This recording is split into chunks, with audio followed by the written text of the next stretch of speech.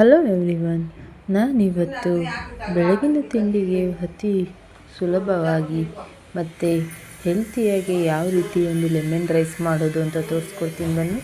ಮೊದಲಿಗೆ ನಾನಿಲ್ಲಿ ಕ್ಯಾರೆಟು, ಈರುಳ್ಳಿ, ಟೊಮೊಟೊ ಎಲ್ಲ ಸ್ವಲ್ಪ ಸ್ವಲ್ಪ ತೊಗೊಂಡಿದ್ದೀನಿ. ಹಾಗೆ ಮೆಣಸಿನ್ಕಾಯಿ, ಕರಿಬೇವು, ಇನ್ನು ಒಗ್ಗರಣೆಗೆ ನಾರ್ಮಲ್ ಕಡಲೆಬೀಜ, ಕಡಲೆಬೇಳೆ, ಸಾಸಿವೆ, ಜೀರಿಗೆ ಇಷ್ಟು ತೊಗೊಂಡಿದ್ದೀನಿ. ಹಾಗೆ ಕೊತ್ತಂಬರಿ ಮತ್ತು 2 ಲೆಮನ್ನು ಮತ್ತು ಎಣ್ಣೆ, ಉಪ್ಪು, ಅರಿಶಿಣ ಇಷ್ಟಿದ್ದರೆ ಬೇಗನೆ ತಿಂಡಿ ರೆಡಿ ಮಾಡ್ಕೋಬೋದು. ಮೊದಲಿಗೆ ನಾನಿಲ್ಲಿ ಬಾಣಲಿ ಬಿಸಿ ಮಾಡಿಕೊಂಡು ಈ ಏನಿದೆ ಕಡಲೆಬೀಜ, ಕಡಲೆಬೇಳೆ, ಸಾಸಿವೆ, ಜೀರಿಗೆ ಅದನ್ನೆಲ್ಲ ಲೋ ಫ್ಲೇಮಲ್ಲಿ ಬೇಯಿಸ್ಕೊಬೇಕು.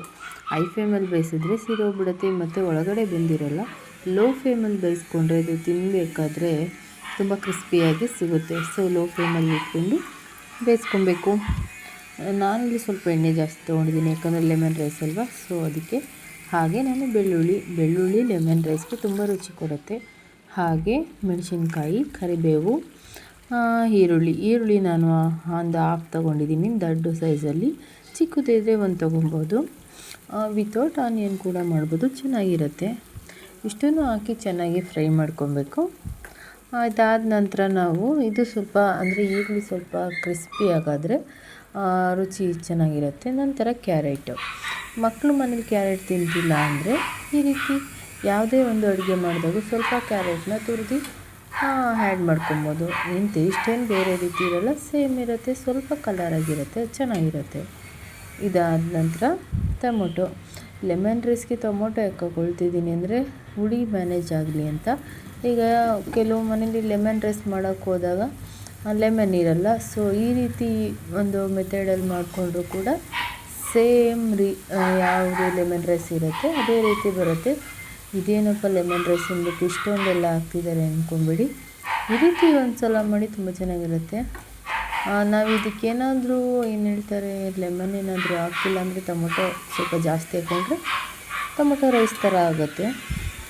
ನಾನು ಈ ಕಡೆ ಲೆಮನ್ ರೈಸ್ ಥರನೂ ಇರಬೇಕು, ಹಾಗೆ ತಿನ್ನೋಕ್ಕೂ ಟೇಸ್ಟಿಯಾಗಿರಲಿ ಅಂತ ಈ ರೀತಿ ಮಾಡ್ಕೊಂಡಿದ್ದೀನಿ. ಹಾಗೆ ಅರಿಶಿಣ ಜಾಸ್ತಿ ಬೇಕಾಗಲ್ಲ, ಯಾಕಂದರೆ ಕ್ಯಾರೆಟ್ ಹಾಕ್ಕೊಂಡಿರೋದ್ರಿಂದ ಕಲರ್ ಬರುತ್ತೆ. ನೋಡಿ ಎಷ್ಟೊಂದು ಕಲರ್ ಬರ್ತಿದೆ. ಇನ್ನು ಲಾಸ್ಟಲ್ಲಿ ಎಷ್ಟು ರುಚಿಗೆ ಉಪ್ಪು ಬೇಕಾಗುತ್ತೆ ಅಷ್ಟು ಉಪ್ಪನ್ನ ಆ್ಯಡ್ ಮಾಡ್ಕೊಬೇಕಾಗತ್ತೆ.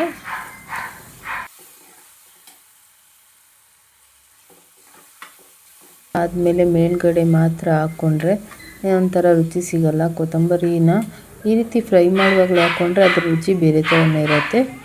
ಹಾಗೆ ಕೊತ್ತಂಬರಿನೂ ಕೂಡ ಅದು ಬರೀ ನಾವು ಏನು ತಿಂಡಿ ಅಡುಗೆ ಏನೇ ಮಾಡ್ತೀವಿ ಅದಕ್ಕೆ ಚೆನ್ನಾಗಿ ಕಾಣಲಿ ಡೆಕೋರೇಷನ್ಗೆ ಅಂತ ಬಳಸ್ಕೊಳ್ಳೋದಲ್ಲ, ಅದು ಹೆಲ್ತಿಗೂ ಕೂಡ ತುಂಬ ಒಳ್ಳೆಯದು.